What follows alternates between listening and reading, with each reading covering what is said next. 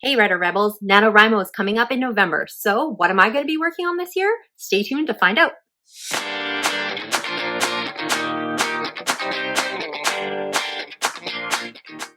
Hello everyone, it's me, Scarlett Kol, young adult author, YouTuber, and storyteller, and I am here today to talk about National Novel Writing Month that is coming up in November. If you do not know what National Novel Writing Month is, or NaNoWriMo, or Nanowrimo, however you pronounce it, it is a month where writers all around the world come together and try to write 50,000 words of a novel within the month of November, or 1,667 words per day. Anyhow, I am going to be participating in NaNoWriMo this year, so I wanted to come on here and announce what my project is going to be. So that's going to be a very long month of working through a project. So I think it's really important to state your goals right up front so everybody is aware of what you're working on. Plus, it's a lot more fun once we know what everybody's projects are and we can be each other's cheerleaders and help each other out. But before I get started, I did want to say thank you so much to my subscribers who keep coming back week after week for all of my videos. I really appreciate all of your comments and the fact that you guys keep coming back and you keep watching my content. It means a lot to me. And if you're not a subscriber, it's an easy thing to do. Just pop down below this video, hit the subscription bar and the notification bell, and YouTube will let you know every time I put out new content, which is typically on Thursdays. Another easy thing to do while you're down there is to hit that thumbs up, which is a like button and lets YouTube know that this is a video worth watching.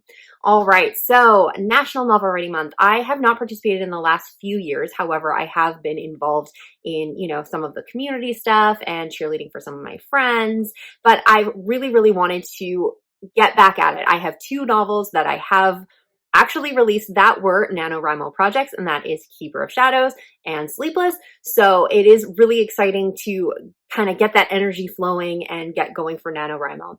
This year, I'm pretty much decided that I'm probably going to lose. It's not a big deal, obviously, and if you are new to this, losing means that I'm just not going to hit 50,000 words, and that's okay, because for me, if I'm getting any words done, I think that that is definitely an accomplishment, and I'm just looking forward to getting into a story and diving into it. It was already in my plans for the year to be starting a project around November, so it just works out really well for timing. I really love this time of year because of all of the groups and things that are out there, those social aspects of being an author that sometimes get missed through other points of the year because it is kind of a bit of a solitary career. So during this time, there's, hints and tips, and we have really great famous authors coming out to give pep talks.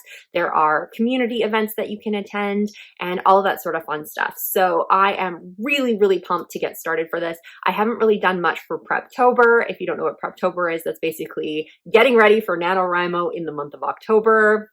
We like to do the things with the months and the words. Anyway, so I'm not doing a whole lot for Preptober because I am working on Fierce, which is my Faraway High book, which I'm hoping to get done before NaNoWriMo starts. But if I don't, then that's fine. I will just finish it during that time because words are words.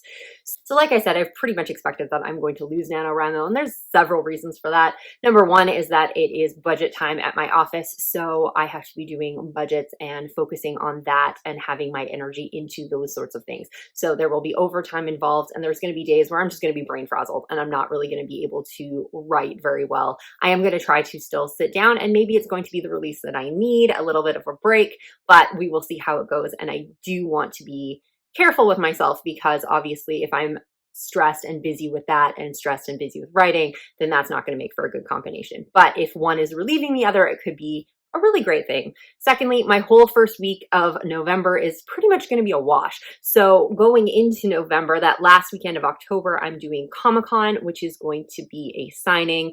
Big deal. I'm going to be on my feet for like 3.5 days. Monday, I am going to be exhausted. So I'm going to be physically tired. I'm fully aware of that. Just being, on and standing and talking to people for the entire weekend. And as much as I'm going to love it, it's going to drain me pretty hard.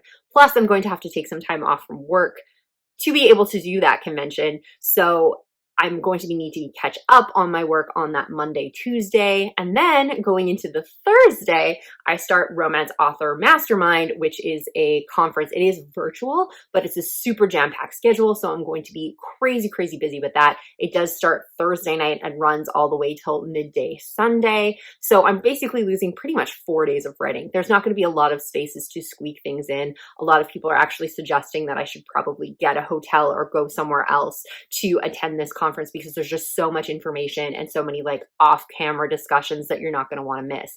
So I know that I'm not going to get any writing done, and that's going to be a little bit of a difficulty. But towards the end of November, I should be in a lot better position. My budget stuff should be done, and I should be through all of those commitments that I have. So there is a possibility that I will be able to rally. The other thing that's going to play into that is Fierce. Like I said, I'm working on Fierce in October, hoping to get it finished at least through the first draft before I start November so I can work on to a new project. But if I'm not there yet, I'm going to be finishing up that project. And if I'm in that last little bit of drafting, it can either go really, really quickly or really, really slowly. If I'm struggling to get the pieces falling into place, then it's going to be a slow draft. If I'm just racing to the finish line, then I will be really quick. And I don't know how that's going to be because I'm not quite there yet to be able to make that distinction.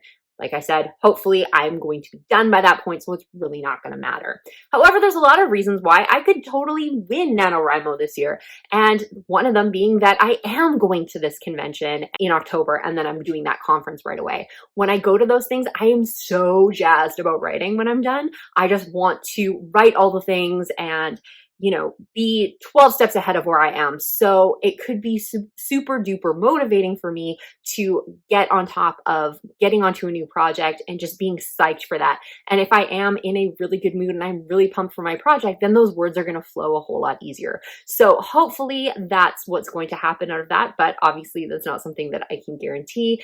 The other thing that's going to set me up for success is the fact that a lot of this stuff is at the beginning of the month. So I will be able to finish that stuff and hopefully catch up at the end of November. I have done that before. I have actually started NaNoWriMo, quit on like the 8th of November, and then came back somewhere around like the 21st and managed to hit the 50,000 words.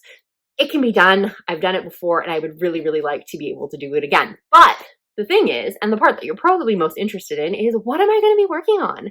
So I am working on the start of a trilogy, and I know I've been talking for a while about doing my Flames of Ancients series, but that is not the book that I'm going to be working on. So Flames of Ancients is going to get pushed a little bit for two reasons. Number one, I'm having some cover issues.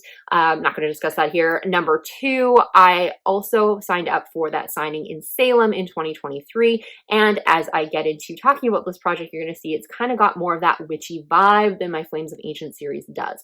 Although I love both these series, they were basically going to be my next two that I was going to write. I was going to do Flames of Ancients and then this series, but I've decided that I'm going to bump this one up. That way I'm going to be further through it, if not completely done by the time I go to Salem. I may flip-flop between the two series, which is something I'd already considered when I was going to do Flames of Ancients first. If I'm finding after I finish the first book that I just need a break from that world, then I would do the first book in the other series and then go back to book two and book two in the second series and back and forth and back and forth. But we will see about that. Right now we need to get one book out, and let's start there. So number one, I need to finish Fierce. Number two, I'm going to be working on a book called Fate's Draw. So Fate's Draw is something that I'm really excited about. I'm not going to give too many details because I don't like to discuss too much about the projects that I'm working on, but it is going to be a planned trilogy. I have had the cover for over a year, and for my birthday, I celebrated by getting the final two covers in the series, and oh my gosh, they are just so amazing, and I cannot wait to show them to you. I'm not going to cover reveal it now, but I will show you the title right here, and it's going to be so totally awesome. It does have magic. It's kind of got like those witchy vibes that I've had in Sleepless. It has to do with tarot as well. You will see that very prominent in the cover, which is one of the things I love about it so, so much. So I'm really, really excited about that. It's going to have some darkness to it. There will definitely be some romance, as there is in all of my books. I do love romance, and that's kind of the part that I'm really working through in my head right now. So I'm kind of pumped about that. Our main character, unless her name changes, is Violet Ruel. She's got some French roots in there, and she is super duper fun. There is some really great chemistry between her and her best friend, and we do have this really fun, mysterious kind of romance that's going on that's totally percolating my head right now, so I cannot wait to get that down on the page. This book, I think, is going to come out about 70 to 80,000 words in the end. And so November, 50,000 words is definitely not going to be enough. I'm not going to shoot to try to get the 70 or 80,000 in November. If I do, that would be incredible. But my plan is just to continue with that in December and then have that full first draft and be able to have that in 2022. Fierce, which I'm trying to finish up as well, I will probably stop at the end of November, depending on how I feel and where I am in that manuscript. If I'm getting to a point where I'm slowing down, I might switch back and get into the edits on Fierce. If not, I'm going to power through and finish that draft in December and then switch all of my attention to Fierce and then switch back to get that other one edited. I'm excited to see how it goes. As I mentioned at the beginning of the video, I'm fully expecting to lose, and that's okay. And if you are going to NaNoWriMo fully expecting to lose, that's okay too. If you decide you don't want to do NaNoWriMo, that's totally fine. This can be very, very stressful for a lot of people. Some people really don't like the word count goals. They don't like to write under pressure.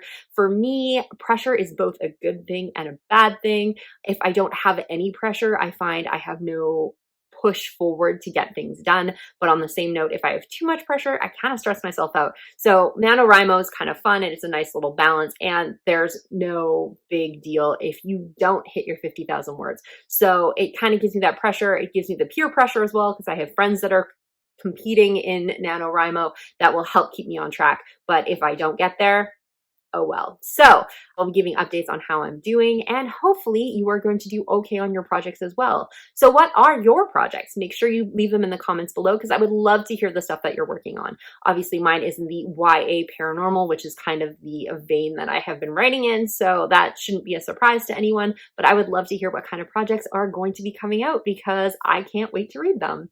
So thank you very much for watching, and if you are not a subscriber, make sure you're hitting that subscription bar and the notification bell, and you're hitting that thumbs up to let YouTube know this is something worth watching. Thank you so much, and I cannot wait for November to start.